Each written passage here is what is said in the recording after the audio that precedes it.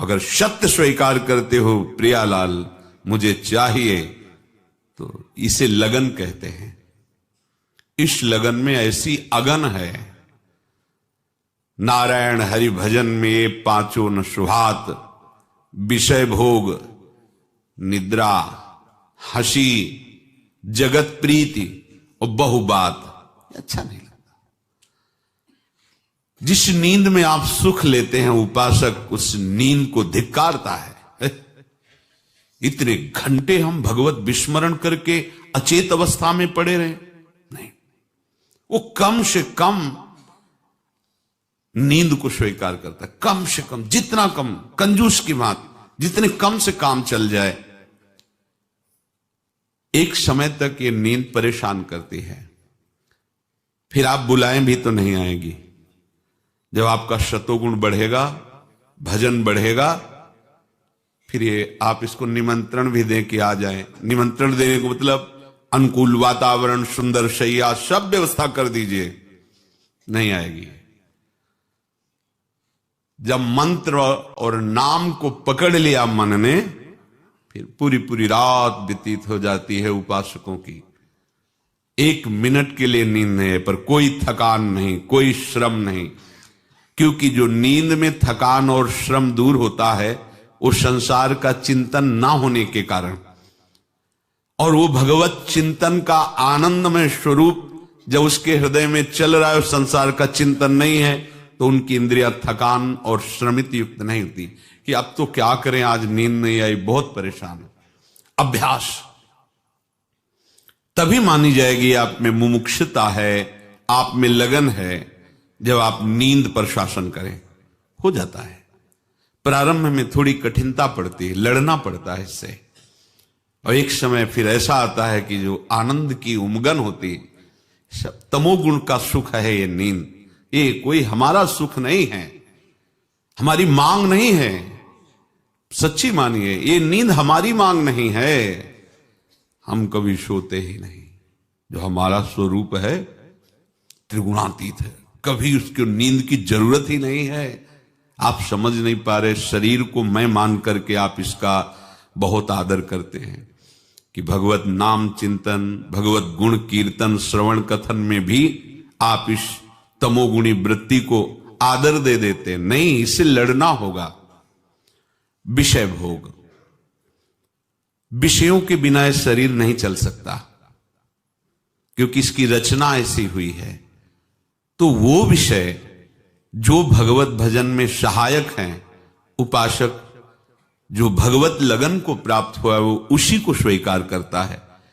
प्रतिकूलस्य वर्जनम, जो भगवत विमुख कर दे ऐसे विषय का चिंतन, विषय का सेवन, विषय का संग्रह वो कदापि नहीं करता, करता ही नहीं है, क्योंकि अंदर उसके लगन लगी, मुझे इस जन्म में भगवत प्राप्ति करनी। स्वाभाविक उसके सामने सब विषय सहज में उपस्थित हैं, पर उसे सुहाता ही नहीं। हंसी, अब क्या विनोद, प्रीतम मिले नहीं है, निर्वासनिक चित्त हुआ नहीं है, कैसे हंसे? वो एक हंसी भागवतिक होती है। छिन छिन रुदन करंत, छिन गावत आनंद भरी, छिन छिन हार हसंत। खूब ठहाका मार के हंस रहा है, पर वो आनंद सिंधु प्रभु में है। उपासक को सांसारिक विनोद भरी बातें सुनकर हंसने का शौक नहीं होता। चलो अब ये प्रोग्राम देखते हैं जिससे हंसी आ जाए, जिससे हंसना स्वास्थ्य के लिए लाभदायक है। उपासक की वृत्ति नहीं, ये तो जगत में ऐसा होगा, लेकिन भगत में ऐसा नहीं होता। उदासीन अति रही गुसाई, अंदर एक उदासीपन छा जाता है।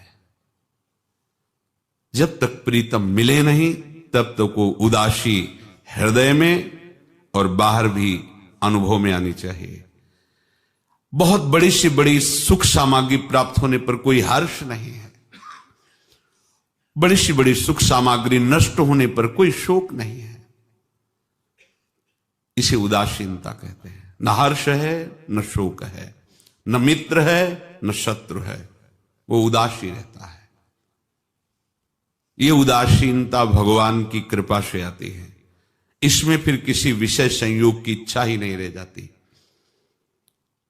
जगत प्रीति, संसार में व्यवहार बढ़ाना, यह जगत में होता है, भगत में नहीं होता।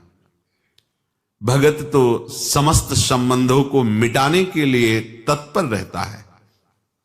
कोई हमें अपना कहने वाला ना हो और मेरा मन किसी को अपना ना कहे। यह उपासक की नींव होती है।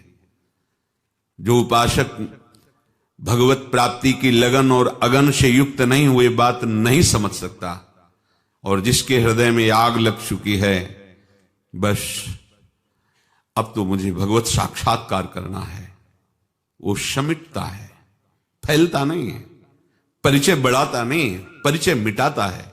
अगर उसका परिचय है तो नाते नेह राम के मनियत सुहृद सुसेव्य जहां लो।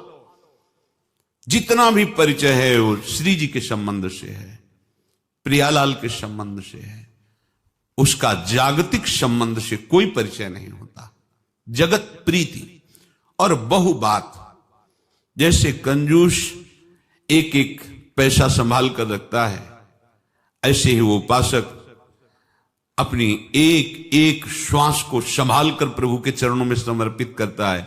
व्यर्थ बात करने का उसके पास अवसर नहीं है। अगर कोई उससे व्यर्थ बात करता है तो उसको रोकता नहीं है, उससे झगड़ता नहीं है। उसके पास एक बहुत बड़ा अस्त्र है, उदासीनता। बस आंख खुली है बंद, उदासीन। उदासीनता यदि आ जाए तो पास में बात करते हुए भी आपको सुनाई नहीं देगा। अगर सुनाई भी देगा तो रति नहीं होगी। वो अपने नाम में, मंत्र में, अपने प्रीतम के चिंतन में तन्मय है। लगन तभी मानी जाएगी जब आपके अंदर ये 5 बातें आ जाएं: विषय भोग, निद्रा, हंसी, जगत प्रीति, बहुबात। ये अच्छी ना लगे। नारायण हरि भजन में ये 5 न सुहात, नहीं अच्छा लगता।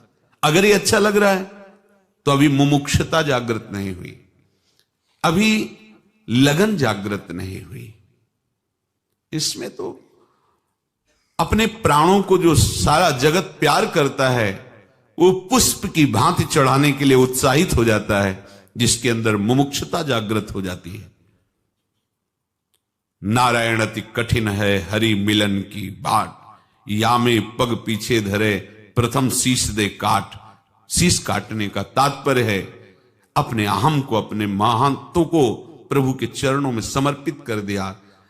उसके लिए मृत्यु भी अब खिलौना लग रही, बस किसी तरह प्रभु मिलने चाहिए। अगर करोड़ों प्राण होते तो एक साथ दे करके भी हम प्रभु को प्राप्त करते। यहां तो 5 या 10 प्राण हैं। बहुत सावधानी। लगन लगी और कोई भोग अच्छा लगे, बात समझ में नहीं आई। ब्रह्मादिक भोग सब विषम लागता है। क्यों?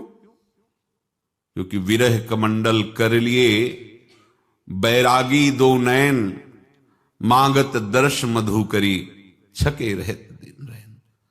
विराग्नि हृदय में जली है, कैसे प्रभु मिले। नेत्र विरही हो गए हैं, अब कहीं लगते नहीं, कुछ अच्छा नहीं लगता। बस अगर मांगता रहता है तो यही मांगता रहता है, हे प्रीतम आपका सानिध्य, आपका अनुभव, आपकी सेवा मुझे प्राप्त हो। इसे कहते हैं मुमुक्षुता, इसे कहते हैं लालसा, लगन।